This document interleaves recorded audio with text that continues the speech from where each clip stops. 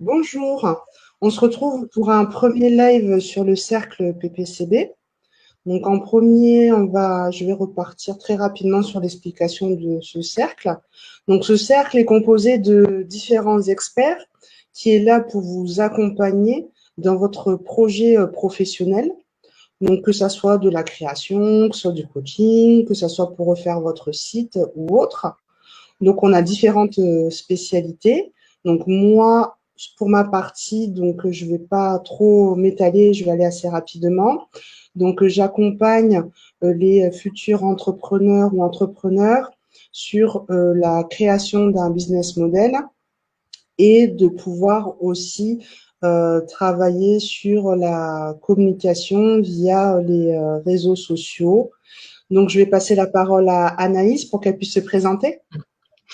Bonjour Dorine, bonjour à tous. Donc je suis Anaïs Aubert, je suis coach professionnel certifié et je suis spécialisée dans l'accompagnement de la femme dans les moments clés de sa vie professionnelle, qu'elle soit salariée, manager ou chef d'entreprise.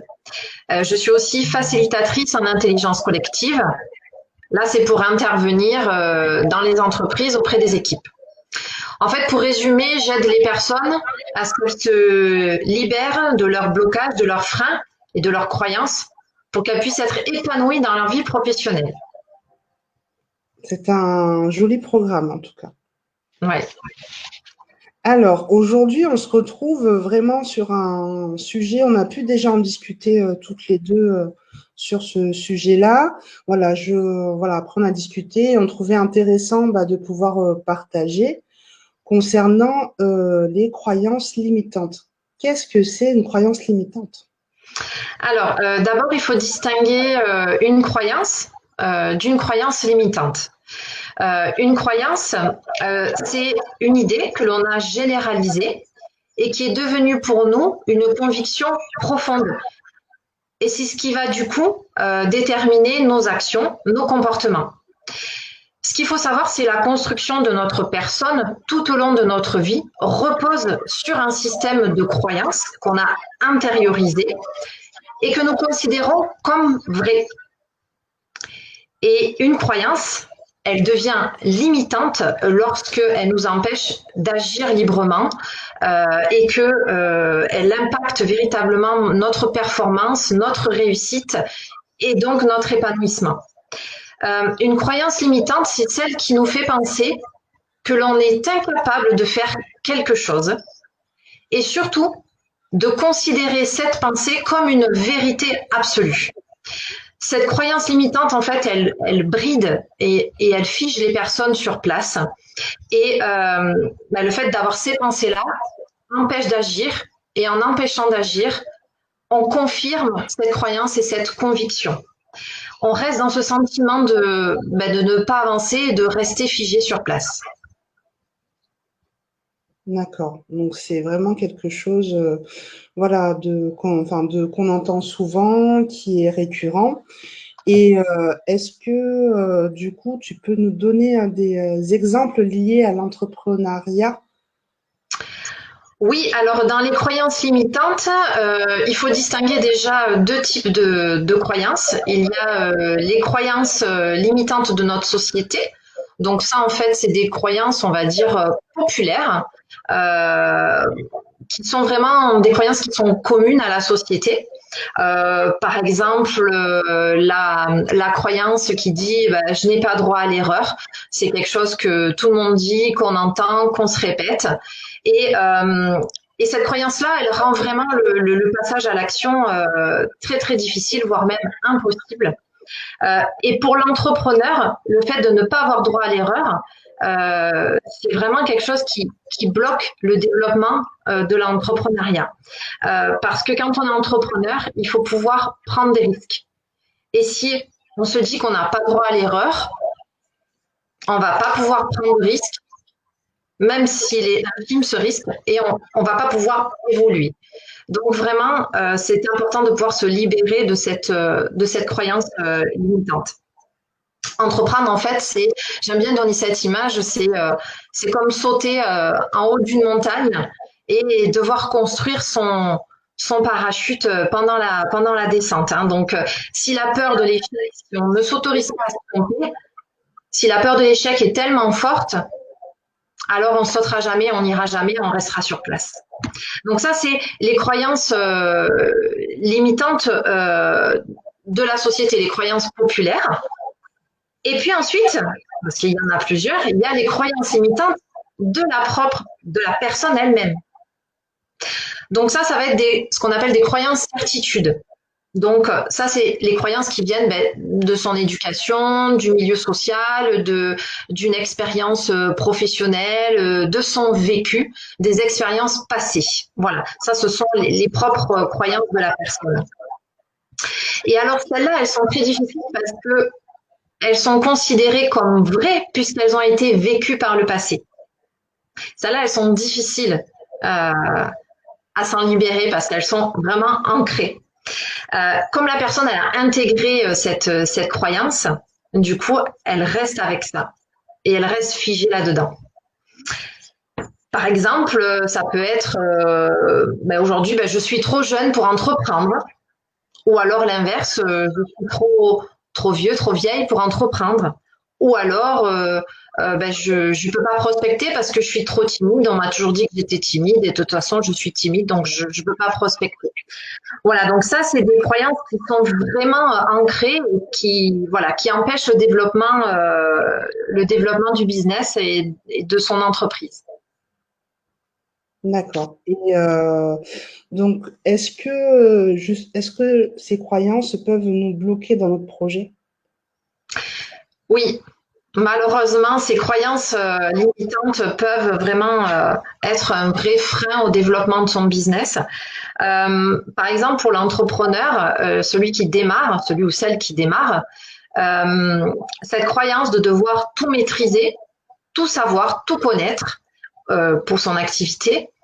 On veut tout avoir, tout parfait, le bon site internet, les bonnes cartes de visite qu'il faut, toutes les formations, on veut faire toutes les formations pour être au top de tout. Et le problème de croire qu'il faut être tout maîtriser et être au top pour démarrer son activité, eh bien, c'est que du coup, on repousse le moment de démarrer, voire on démarre jamais. Donc, c'est une croyance vraiment qui est importante chez l'entrepreneur, c'est ce sentiment de devoir tout savoir et tout connaître pour pouvoir développer son activité. Alors bien sûr, on ne peut pas à l'inverse non plus partir dans l'entrepreneuriat avec, comme on dit, la fleur au fusil, avec juste une idée et pouf, et partir. Il faut bien sûr être préparé. Mais voilà, il faut aussi pouvoir dire que quand on se lance, on est obligé de prendre des risques et il y a des incertitudes et il faut pouvoir les dépasser. Pour résumer, si vous pensez que vous devez tout maîtriser pour vous lancer dans l'entrepreneuriat, pour lancer votre activité, il y a de fortes chances que vous restiez sur place. Okay. Et toi-même, est-ce que tu as eu des croyances limitantes et comment tu t'en es débarrassée? Alors moi, j'ai une croyance limitante qui était très très très forte. C'était de croire que, puisque avant j'étais salariée, c'était de croire que le CDI était le Graal d'une vie professionnelle. Et cette croyance-là était chez moi tellement forte. Alors elle l'est déjà dans la société, mais chez moi elle était tellement forte que malgré une vie professionnelle dans laquelle je n'étais plus bien, je n'étais plus à ma place, j'étais en souffrance, je restais. Je n'arrivais pas à en sortir. Donc, ça a été une croyance qui était très profonde et dont il a fallu que je me débarrasse. Donc, pour ça, j'ai fait beaucoup de lectures, j'ai fait un gros travail sur moi-même, un gros travail sur le lâcher prise. Il y a eu aussi un événement difficile aussi qui a impacté ma décision.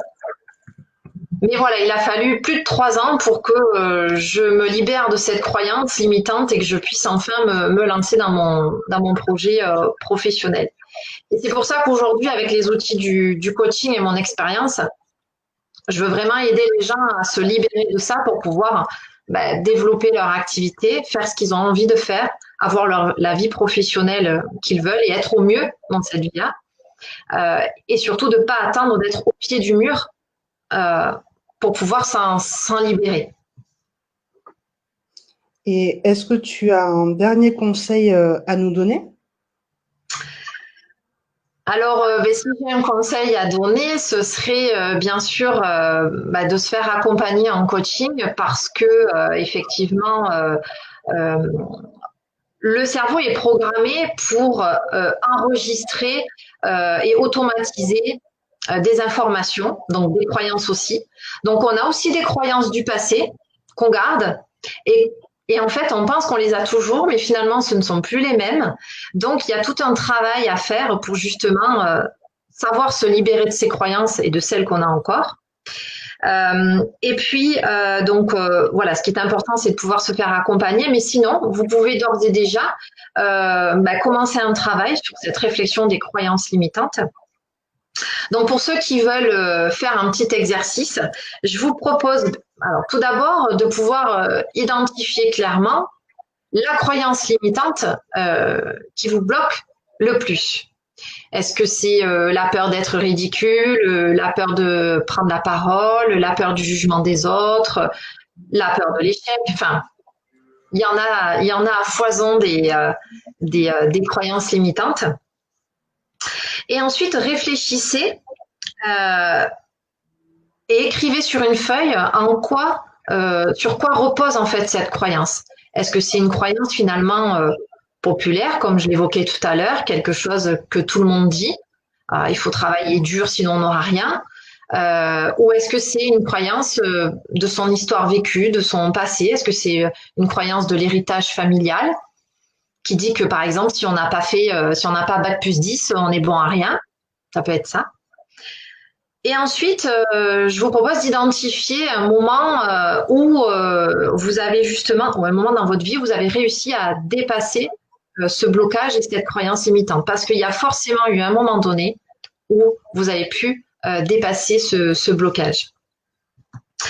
Et ce qui est intéressant ensuite, après l'avoir identifié et compris d'où ça venait, c'est de pouvoir écrire en quelques phrases, de pouvoir écrire qu'est-ce que vous pourriez faire ou qu'est-ce que vous pourriez être si vous n'aviez pas cette croyance limitante et de pouvoir l'écrire.